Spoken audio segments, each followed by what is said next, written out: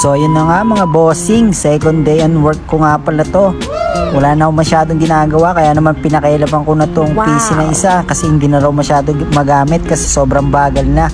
Kaya naman bida-bida agad tayo guys. Alam niyo naman pag ganito, maasahan tayo. Syempre extra income guys. Ang mahalaga wala tayong nilolokong kapwa para kumita. Di katulad ng iba dyan. So yun guys, after ko nga pala siyang ma-check up guys, napagpasyahan ko na lang i-upgrade to guys kasi sobrang bagal niya talaga. Sakto nga rin pala guys, may mga extra parts pala ako doon sa bahay na pwede kong ilagay dito guys para bumilis.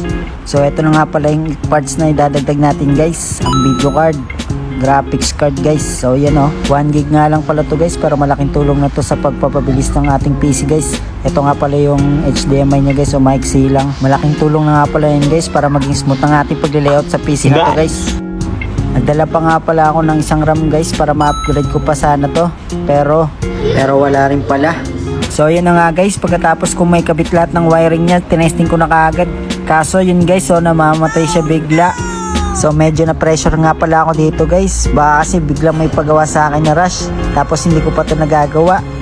Ilang beses ko siyang pinatay sindi guys at marami na rin akong troubleshoot na ginawa pero wala pa rin siyang display. So ayun guys, kalaunan napag-alaman ko kaya pala wala siyang display. Sira pala yung isang RAM slot niya. Kaya naman tinanggal ko na yung isang RAM niya guys.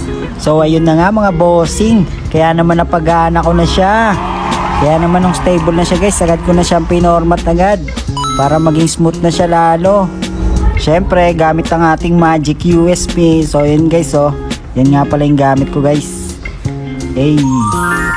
Kaya naman kung meron ka ring PC or laptop na mabagal na guys, kayang-kaya ko yung pabilisin guys. Gamit lang ang may waga kong USB.